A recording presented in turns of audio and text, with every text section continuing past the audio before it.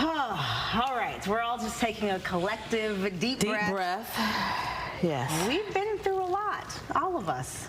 Over the weekend, we saw the events that unfolded at former President Trump's campaign rally. This political climate, of course, becoming increasingly more heated.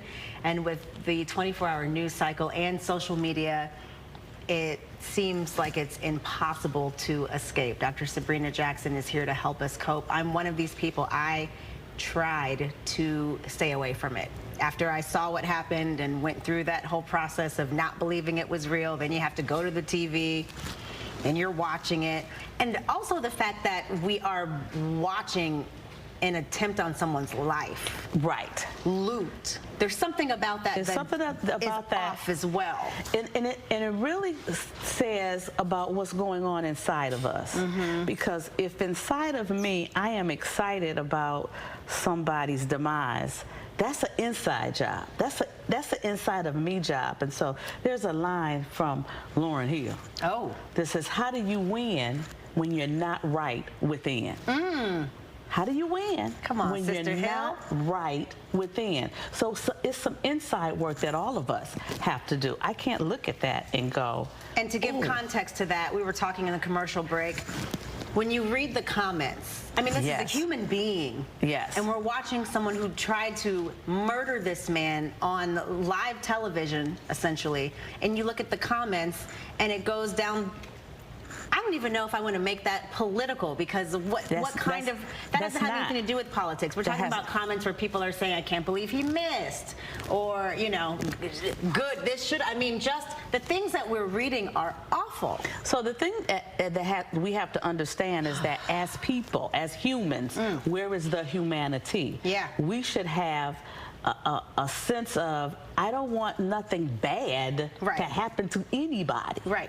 I don't want to witness someone's demise. And if I do, that's not a them problem, that's a me problem. Right. That's something that's going on inside of me. So I believe that, one, we have to be able to check ourselves, because if we don't check ourselves, we wreck ourselves.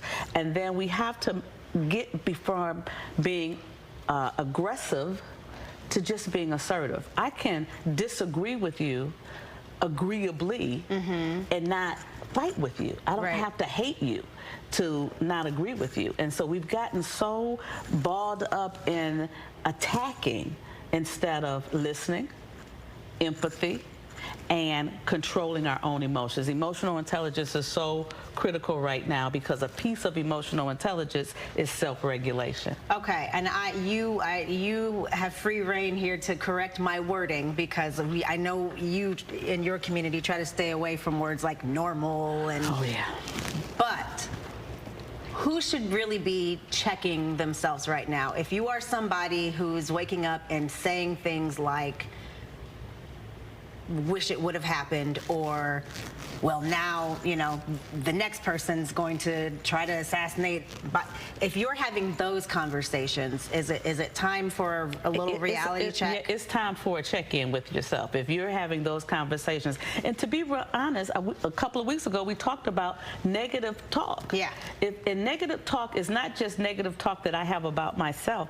It's anything negative, because again, how do you win when you're not right within? And if inside of you all that's spilling out of you is negativity, then yes, you need to get some self-checking. And sometimes it may require seeking some help. So a healthier mindset would be the people who are waking up this morning on both sides saying, okay, this is too far. This is not America. We have not seen something like this in decades. In decades, we have not, and this is where we are. And so how do we dial it back? How do we become more empathetic? How do we become more kind? Because it's by loving kindness have I drawn people, but we are propelling and repelling people because we're so irritated, agitated, and frustrated. And when you have that in you, you're going to draw that to you. We're keeping you here. We're going to check back in with you at 10 o'clock, because a lot of people are having some of these conversations around the water cooler today, and these are difficult conversations to have, so you're going to help us navigate that. We'll talk about that coming up at 10. Where can we find you, Dr. Sabrina? SabrinaJackson.com, or on Instagram, The People Expert _. All right, we're going to switch gears now. Check in with And welcome back. We're seeing more and more violence, it seems. So how do we cope with feelings of aggression? How do we better manage them? The people expert, Dr. Sabrina Jackson, back just to help us all woo-saw a little bit. It feels like collectively the nation just needs a step back and just a little nap or something. Well, we really do, because when we think about aggression and we think about aggressive people, these are people who really can't control their own anger, that things attack them, and when it happens, they explode. And so when we become aggressive, and all of us has the possibility to become aggressive, but we have to control it. And so I always say that you can assert your point. You don't have to be aggressive with your point. What's the distinction? The distinction is, I can tell you, you know what, Maria, I really didn't like how I did not like how that interaction went with us. Instead of, you know what, I don't like you, and I don't like how you talk to me, and I don't, and call you out of your name and things of that nature. That pushes it to the aggressive, and then we'll become violent. Yeah. Absolutely. So we need to really look at what steps can we take to get to be more assertive instead of aggressive. Are there different types of aggression? Because when we talk about this attempted assassination on former President Trump, and you look at this guy's picture, I saw interviews from his classmates, you know, very quiet, never said anything, and so that person probably would not flag as aggressive. But see, that's just it, because when I talk about aggressiveness, aggression is an inside job. And so what are we doing inside? So I might not ever come across, I might be smiling and joking and laughing, but my behavior, once I get angry, I'm gonna lash out, and I can lash out verbally, I can lash out by wanting to hit you, or I can plot and plan at home in my thoughts of how I'm going to attack you.